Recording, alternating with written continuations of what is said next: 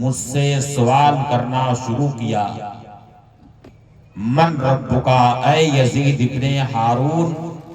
تیرا رب کون ہے؟ اس وقت میں نے اپنی سفید داڑھی پر اپنا ہاتھ پھیرا اور میں نے نکیرین سے کہا کہ میں زندگی بھر انہی سوالوں کا جواب لوگوں کو پڑھاتا رہا کہ پہلے سوال کا جواب یہ ہوگا، دوسرے سوال کا جواب یہ ہوگا، تیسرے سوال کا جواب یہ ہوگا، اب مجھی سے آپ پوچھیں گے کہ من ربک، تیرا رب کون ہے؟ پوری زندگی تو میں انہی سوالوں کے جوابات پڑھاتا رہا کہ من ربکا کا جواب دینا ہے ربی اللہ، میرا پروردگار اللہ ہے، اور جب نکیرین پوچھیں ما دینوں کا، تیرا دین کیا ہے، تو اس کا جواب دینا ہے دینی الاسلام، میرا دین اسلام ہے، اور جب تیسرا سوال کریں کہ ما کنتا تقولو فی شان ھذا الرجل، یعنی ان کے بارے میں تو کیا کہتا تھا، تو میں اس کا جواب زندگی بھر لوگوں کو پڑھاتا رہا کہ یہ تو ہمارے آقا کریم نبی کریم سیدنا محمد رسول اللہ صلی اللہ علیہ وسلم ہے جن کا میں کلمہ پڑھتا تھا۔ اب یہی سوال کیا مجھ سے ہوگا؟ ساری زندگی تو میں انہی سوالوں کے جوابات پڑھاتا رہا اور اب مجھے سے آپ لوگ یہ پوچھیں گے۔ حضرت یزید ابن ہارون فرماتے ہیں کہ اس کے بعد نکیرین نے کہا صدقتا، یزید ابن ہارون تو نے سچ کہا، اس کے بعد پھر چلے گئے۔ معلوم ہوا کہ جو اپنی پوری زندگی خدمت دین میں گزار دیتا ہے، علم دین کی نشر و اشاعت میں جو اپنی پوری زندگی گزار دیتا ہے، اپنی ساری زندگی خدمت دین کے لیے وقف کر دیتا ہے، اللہ تعالیٰ اس کی دنیا بھی اچھی رکھتا ہے اور اس کی آخرت بھی اچھی بناتا ہے اور قبر کی منزلیں بھی اس کے لیے آسان فرماتا ہے۔ تو میں مبارکباد دیتا ہوں رفیق گرامی حضرت مولانا سمیع اللہ صاحب مدہ ظلہ العالی کو کہ پوری زندگی انہوں نے آپ کے گاؤں میں خدمت دین کے لیے گزاری۔ اللہ تعالیٰ ان کا سایہ دراز فرمائے۔ ابھی اسی مدرسے سے فارغ ہونے والے حفاظ کرام کے سروں پر عزت و وقار کا تاج بھی رکھا جائے جسے آپ اپنے سر کی آنکھوں سے انشاءاللہ دیکھیں۔ اس تعلق سے میں نے آیت کریمہ تلاوت کی ہے۔ اللہ رب العزت ارشاد فرماتا ہے ان الذین یتلون کتاب اللہ واقاموا الصلاۃ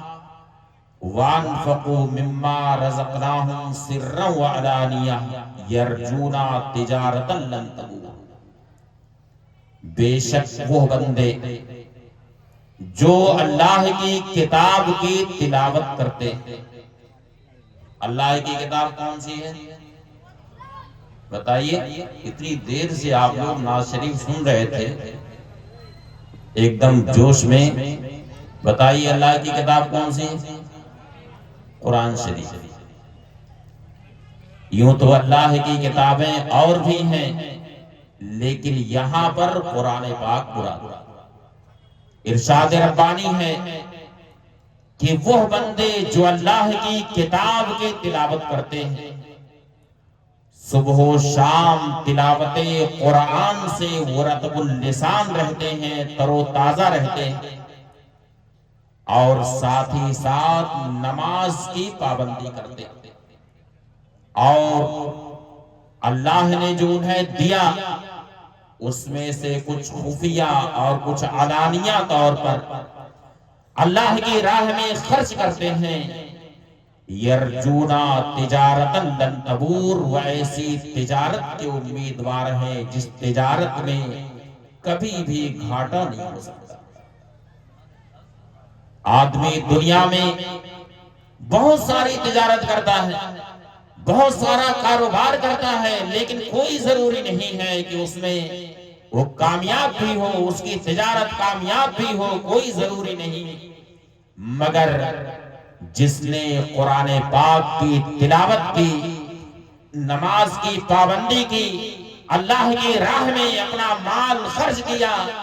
اس کے بارے میں اللہ رب العزت کا وعدہ ہے، ارشاد ربانی ہے، یرجونا تجارت لن تبور، ویسی تجارت کے امیدوار ہیں جس تجارت میں کبھی بھی گھاٹا نہیں ہو سکتا۔ امام طبرانی رحمت اللہ تعالی یہ بہت بڑے محدث، ان کی کتاب ہے معجم طبرانی، انہی کی کتاب سے مجھے ایک حدیث شریف ابھی سنانی ہے، لیکن میں یہ بتا دوں کہ امام طبرانی یہ وہ محدث ہیں جن کی معجم صغیر، معجم کبیر اور معجم اوسط یہ احادیث کریمہ کا عظیم ذخیرہ انہوں نے تیار کیا، اور امام طبرانی وہ محدث ہیں جن کو حقیقت میں مہمان رسول ہونے کا شرف حاصل ہوا،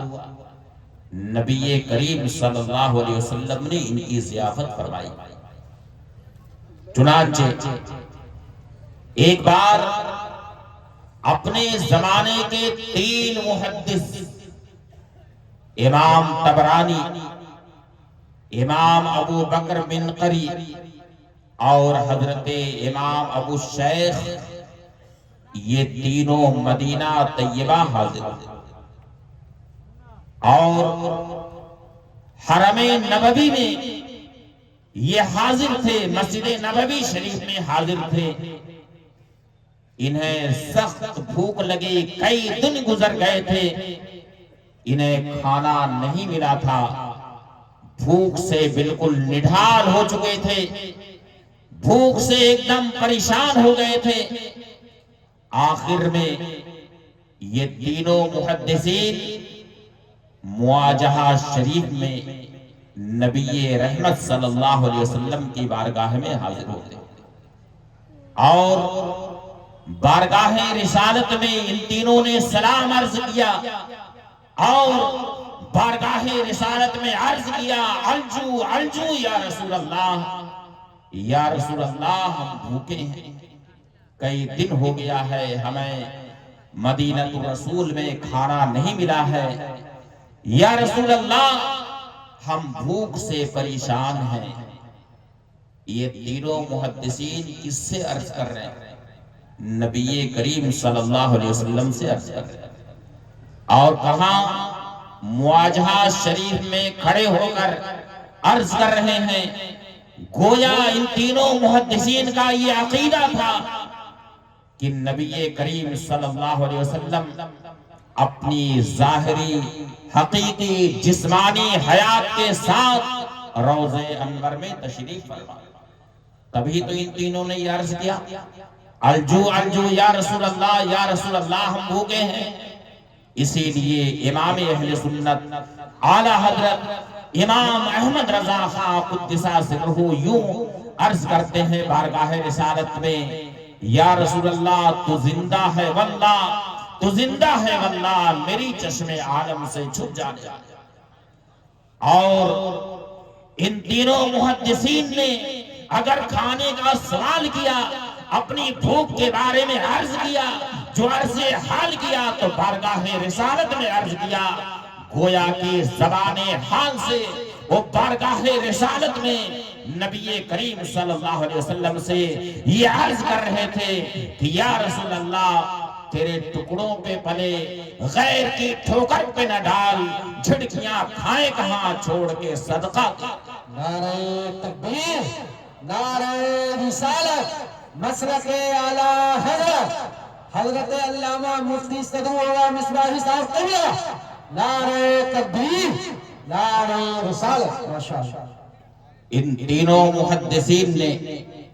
بارگاہ رسالت میں جب بھوک کے بارے میں عرض کیا، عرض کر کے یہ تینوں اپنی قیام گاہ پر چلے گئے اور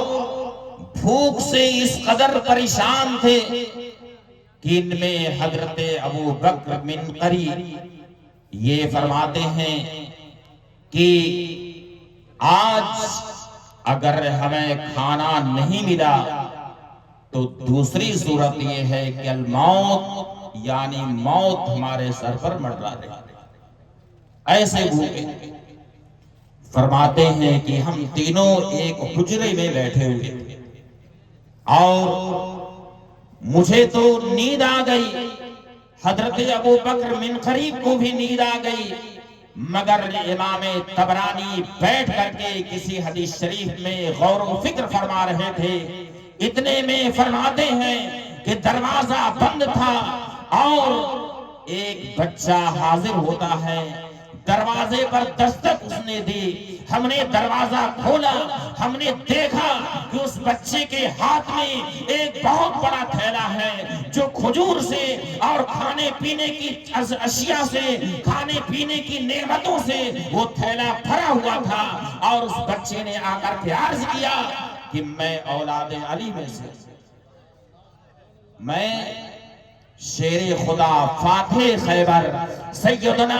علی مرتضیٰ رضی اللہ تعالیٰ عنہ کی اولاد سے ہوں۔ وہ علی مرتضیٰ کہ جب وہ اپنے کاشانے سے باہر نکلتے تھے اور صحابہ کرام ان کے رخ زیبا کو دیکھتے تھے تو صحابہ کرام برجستہ یہ کہتے تھے لا الہ الا اللہ ما حسن ھذا الفتى، لا الہ الا اللہ ما اسیہ ھذا الفتى، لا الہ الا اللہ ما حلم ھذا الفتى، لا الہ الا اللہ ما اتقى ھذا الفتى۔ یعنی حضرت علی مرتضیٰ رضی اللہ تعالیٰ عنہ جب اپنے کاشانے سے باہر نکلتے تھے اور ان کے چہرے زیبا کو، ان کے نورانی چہرے کو صحابہ کرام دیکھتے تھے تو انہیں دیکھتے ہی اللہ کا ذکر کرنے لگتے تھے، اور صحابہ کرام برجستہ یہ کہا کرتے تھے لا الہ الا اللہ، یہ نوجوان کتنا حسین و جمیل ہے، لا الہ الا اللہ،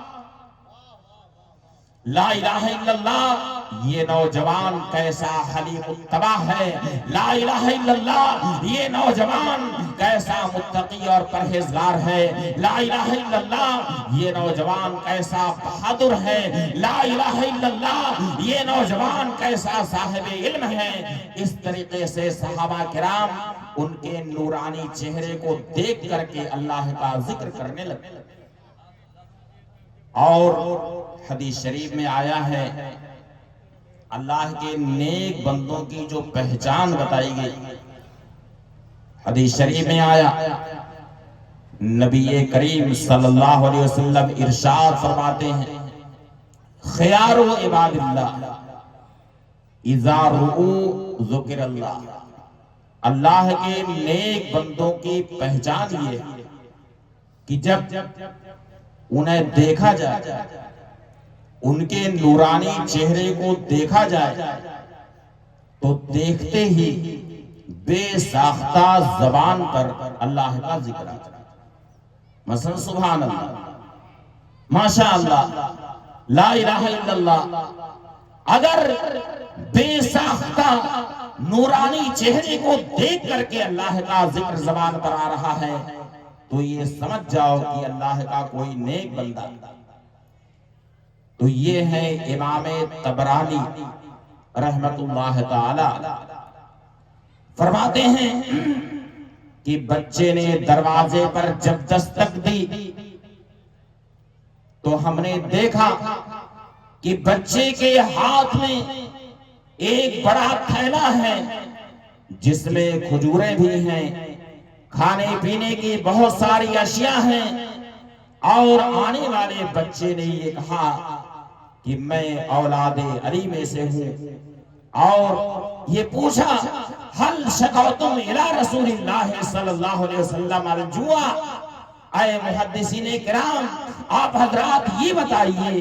کہ کیا نبی کریم صلی اللہ علیہ وسلم کی بارگاہ میں آپ لوگوں نے بھوک کے بارے میں عرض کیا ہے؟ کیا آپ لوگوں نے بارگاہ رسالت میں کھانے کا سوال کیا ہے؟ امام طبرانی فرماتے ہیں کہ میں نے کہا تمہیں کیسے معلوم ہوا شہزادے، تمہیں کیسے معلوم کہ ہم نے بارگاہ رسالت میں بھوک کے بارے میں عرض کیا ہے؟ شہزادے نے کہا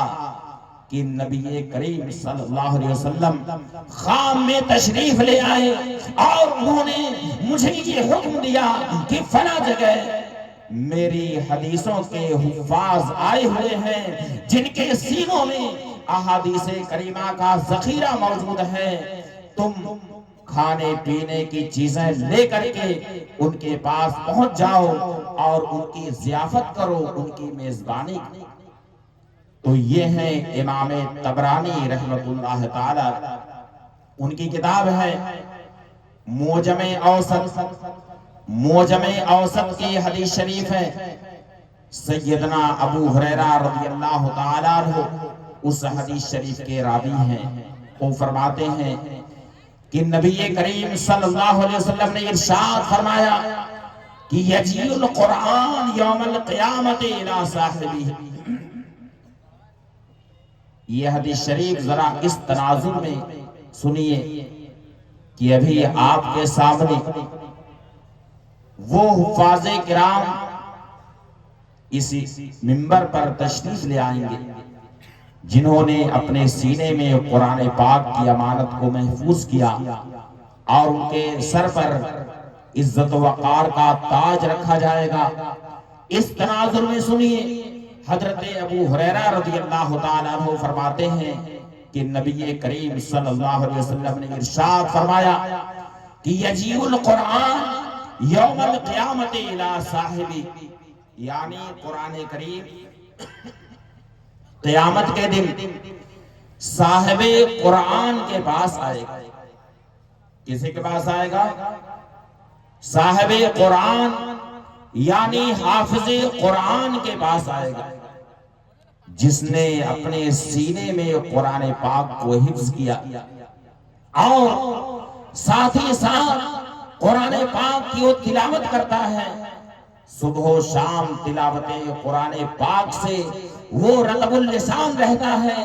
اور ساتھ ہی ساتھ وہ عالم جس نے قرآن پاک کی تلاوت کی اور ساتھ ہی ساتھ قرآن پاک کی آیات کریمہ میں وہ غور و فکر کرتا ہے،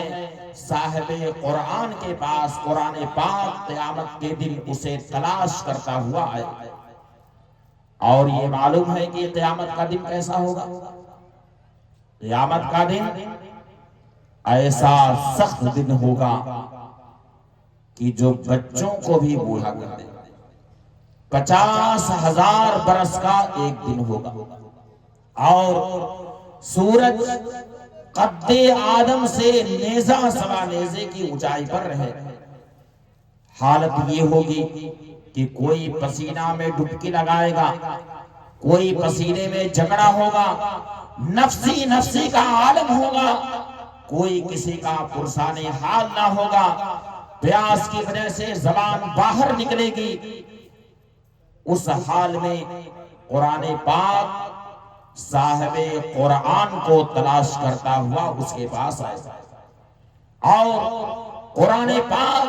صاحب قرآن سے پوچھے گا، حل تعرفونی، اے صاحب قرآن، اے حافظ قرآن، کیا تم مجھے پہچانتے ہو کہ میں کون ہوں؟ حافظ قرآن کہے گا، لا عارف، میں آپ کو نہیں پہچانتا کہ آپ کون ہو۔ سن رہے ہیں حضرت؟ صاحب قرآن قرآن پاک سے کہے گا، لا عارف کا، یعنی میں آپ کو نہیں پہچانتا کہ آپ کون ہیں۔ قرآن پاک صاحب قرآن سے کہے گا، انا الذی اسہر لیلتک وعظمی حواجرک، یعنی تم مجھے نہیں پہچانتے لیکن میں تمہیں پہچانتا ہوں۔ میں قرآن کریم ہوں کہ میں تمہیں رات میں بیدار رکھتا، تمہیں سونے نہیں دیتا تھا۔ کیوں نہیں سونے دیتا تھا؟ اس لیے کہ رات میں مدرسے کی چٹائی پر بیٹھ کر کے تو قرآن پاک کو یاد کیا کرتا تھا، قرآن پاک کی تلاوت کرتا تھا، رات میں تو نیند بھر کے سوتا نہیں تھا، میں ہی وہ قرآن کریم ہوں کہ میں تمہیں بیدار رکھتا تھا، میں تمہیں سونے نہیں دیتا تھا، وہ اس میں ہوا جرکا اور دن میں تمہیں بھوکا پیاسا رکھتا تھا، میں ہی وہ قرآن کریم ہوں۔ اور اے حافظ قرآن یہ سن، اِنَّا كُلَّ تَاجِرٍ مِّن وَرَاءِ تِجَارَتِهِ، یعنی دنیا میں ہر تاجر اپنی تجارت کے پیچھے ہمیشہ پڑا رہتا ہے۔ بولیے رہتا کہ نہیں؟ کوئی بھی کاروباری آدمی ہو، اپنے کاروبار کو آگے بڑھانے کے لیے دن رات کاروبار کی فکر میں رہتا ہے کہ نہیں؟ اگر آج اس کا کاروبار ایسا ہے کہ دن بھر میں اگر اس کی 1000 کی آمدنی ہے تو وہ یہ سوچے گا کہ کل میں اس سے زیادہ کی آمدنی کروں، کیونکہ ابن آدم وہ مخلوق ہے جس کا پیٹ کبھی بھی بھرنے والا نہیں۔ حدیث شریف میں ہے، نبی کریم صلی اللہ علیہ وسلم ارشاد فرماتے ہیں، لو کانا لابن آدم وادیان من مال لابتغى ثالثا، یعنی اگر ابن آدم کے پاس مال کی 2 وادی ہو جائے تو تیسری کو تلاش کر، 2 وادی پر اس کا پیٹ نہیں بھرے گا۔ اور فرمایا وَلَا يَمْلَأُ جَوْفَ ابن آدم إِلَّا التُّرَابُ، ابن آدم کا پیٹ اگر بھرے گا تو قبر کی مٹی سے بھرے گا۔ تو حدیث شریف میں ہے کہ یہ قرآن پاک صاحب قرآن سے کہے گا، اِنَّا كُلَّ تَاجِرٍ مِّن وَرَاءِ تِجَارَتِهِ، یعنی دنیا میں ہر تاجر اپنی تجارت کے پیچھے پڑا رہتا ہے، اپنی تجارت کو آگے بڑھانے کے لیے، اپنے کاروبار کے فروغ و استحکام کے لیے وہ دن رات اس کے چکر میں رہتا ہے، اس کی فکر میں رہتا ہے۔ اور اے حافظ قرآن تو سن لے، انا لک اليوم من وراء کل تاجر، یعنی آج میں ہر تاجر سے بڑھ کر کے تیرے ساتھ لگا رہوں گا، آج میدان محشر کی ہر مشکل سے میں تمہیں نجات دلاؤں گا، آج میں تمہارے ساتھ لگا رہوں گا، یہاں تک کہ میں تمہیں جنت میں لے کر کے جاؤں گا۔ پھر اس کے بعد حدیث شریف میں ارشاد ہوتا ہے، نبی کریم صلی اللہ علیہ وسلم ارشاد فرماتے ہیں فَيُوزَوْ عَلَى رَاسِهِ تاج الوقار، اس کے بعد حافظ قرآن کے سر پر اللہ تعالیٰ عزت و وقار کا تاج رکھے۔ حافظ قرآن کے سر کو اللہ تعالیٰ عزت و وقار کے تاج سے زینت بخشے گا، اس کے سر پر عزت و وقار کا تاج رکھا جائے گا۔ اور یہ بھی حدیث شریف میں ارشاد ہوا، اور اس کے داہنے ہاتھ میں اللہ تعالیٰ بادشاہت عطا فرمائے گا، اور اس کے بائیں ہاتھ میں جنت الخلد عطا فرمائے گا۔ اور صرف یہی نہیں کہ حافظ قرآن کو یہ عزت عطا فرمائے گا، بلکہ یہ حدیث شریف میں ہے وَيُقْسَى وَالِدَاهُ حُلَّتَيْنِ لَا تَقُومُ لَهُمَا الدُّنْيَا وَمَا فِيهِمَا، یعنی حافظ قرآن کے ماں باپ کو بھی اللہ تعالیٰ عزت و وقار کا ایسا جوڑا عطا فرمائے گا کہ دنیا و ما فیہا ان جوڑوں کے آگے کوئی حیثیت نہیں رکھے۔ یہ اعزاز صرف حافظ قرآن ہی نہیں بلکہ حافظ قرآن کے ماں باپ کو اللہ تعالیٰ یہ عزت عطا فرمائے کہ اس کے ماں باپ کو اللہ تعالیٰ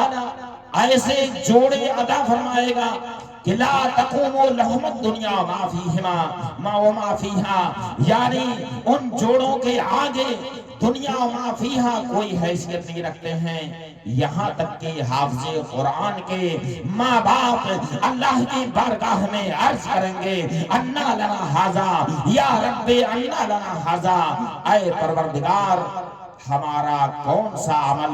تیری بارگاہ میں مقبول ہوا کہ اے پروردگار تو نے یہ عزت ہمیں عطا فرمائی ہے۔ اللہ رب العزت ارشاد فرمائے گا بتعلیم ولدکم القرآن، یعنی تمہاری اولاد نے جو میرا کلام اپنے سینے میں محفوظ رکھا، قرآن پاک کو پڑھنا سیکھا، پھر قرآن پاک کو سکھایا بھی، یعنی خود بھی سیکھا اور اسے لوگوں تک پہنچایا، لوگوں کو پڑھنا سکھایا، یہی عمل تمہارا مقبول ہوا کہ اس کی برکت سے تمہیں یہ عزت عطا ہو رہی ہے، کہ تمہیں وہ جوڑے عطا ہو رہے ہیں کہ لا تقوم لہم الدنیا ما فیہا، کہ دنیا ما فیہا ان جوڑوں کے آگے کوئی حیثیت نہیں رکھتے ہیں۔ پھر اس کے بعد حافظ قرآن سے یہ کہا جائے گا کہ اقرا ورتقی ورتل القرآن کما کنتا ترتل فی الدنیا فإِنَّ مَنْزِلَكَ عِنْدَ آخِرِ آیَةٍ تَقْرَؤُهَا، اے حافظ قرآن تو قرآن پاک کو جیسے دنیا میں پڑھتا تھا، جیسے دنیا میں قرآن پاک کی تلاوت کیا کرتا تھا، اے حافظ قرآن یہاں بھی تو قرآن پاک کی تلاوت کر، اور اے حافظ قرآن تو جنت کے درجات کو طے کرتا ہوا جا۔ فَإِنَّ مَنْزِلَكَ عِنْدَ آخِرِ آیَةٍ تَقْرَؤُهَا، اے حافظ قرآن جنت میں تمہارا ٹھکانہ وہیں پر ہے جہاں تم نے قرآن پاک کی آخری آیت تلاوت کی ہے، تمہارا ٹھکانہ اسی آیت کریمہ کے پاس ہے۔ اس حدیث شریف کے تحت محدث مکی حضرت مولا علی قاری رحمت اللہ تعالی علیہ ارشاد فرماتے ہیں کہ جنت کے جو درجات ہیں وہ قرآن پاک کی آیتوں کے برابر، جتنی آیتیں قرآن پاک میں ہیں اسی تعداد میں جنت کے درجات۔ تو حافظ قرآن سے یہ کہا جائے گا کہ فَإِنَّ مَنْزِلَكَ عِنْدَ آخِرِ آیَةٍ تَقْرَؤُهَا، اے حافظ قرآن تیری منزل، تیرا ٹھکانہ اسی آخری آیت کریمہ کے پاس ہے جو تم آخری آیت کی تلاوت کرو گے، جو تم نے دنیا میں آخری آیت کی تلاوت کی تھی، اے حافظ قرآن تمہارا ٹھکانہ وہیں پر ہے۔ معلوم ہوا کہ جس نے جس قدر قرآن پاک کی آیتوں کی تلاوت کی اسی لحاظ سے جنت میں اس کے درجات بلند ہوں گے۔ یہ برکت ہے حفظ قرآن کی کہ اللہ تعالیٰ اس کے سر پر بھی عزت و اللہ تعالیٰ کے حکم سے اس کے سر پر عزت و وقار کا تاج رکھا جائے گا، اور اس کے داہنے ہاتھ میں بادشاہت عطا کی جائے گی، اور بائیں ہاتھ میں جنت الخلد عطا کی جائے گی، اور اس کے ماں باپ کو ایسے جوڑے عطا کیے جائیں گے کہ دنیا و ما فیہا ان جوڑوں کے آگے کوئی حیثیت نہیں رکھے۔ اور مدرسہ فیض العلوم میں جہاں حفظ قرآن پاک کے طلبہ ایک اچھی تعداد میں اللہ کا کلام اپنے سینے میں محفوظ کرتے ہیں، اس امانت کو محفوظ رکھتے ہیں، اسی طرح سے درس نظامی کے بھی طلبہ یہاں درس نظامی لیتے ہیں اور اپنے سینے میں علم دین کی روشنی کو محفوظ کرتے ہیں، علم دین کی روشنی سے اپنے سینے کو منور رکھتے ہیں۔ یہ طلبہ ان کا مقام کتنا بلند و بالا ہے، اور اللہ کی بارگاہ میں ایک طالب علم کو کیسی محبوبیت اور کیسی وجاہت ہوتی ہے۔ حدیث شریف میں ہے، حضرت کثیر ابن قیس رضی اللہ تعالیٰ عنہ سے روایت ہے، وہ فرماتے ہیں کہ میں جامع دمشق میں مشہور صحابی رسول حضرت ابو درداء رضی اللہ تعالیٰ عنہ کے پاس بیٹھا تھا، اتنے میں ایک شخص آیا اور اس نے آتے ہی عالم شام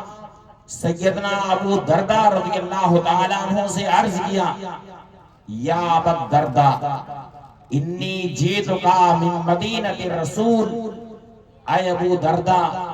میں آپ کی بارگاہ میں شہر نبی سے آیا ہوں. نعرہ تکبیر. سبھی لوگ کھڑے ہو جائیں اور اس عظیم عالم ربانی کے استقبال کریں. تمامی لوگ کھڑے ہو جائیں اور خطیب عالم اسلام کا استقبال کریں. آپ نعرہ تکبیر، نعرہ رسالت، علماء اہل سنت، خطیب اعظم ہندوستان. ارے بولو نا یار. خطیب اعظم ہندوستان، خطیب اعظم ہندوستان، خطیب عالم اسلام حضرت علامہ عبید اللہ خان صاحب قبلہ. نعرہ تکبیر، نعرہ رسالت.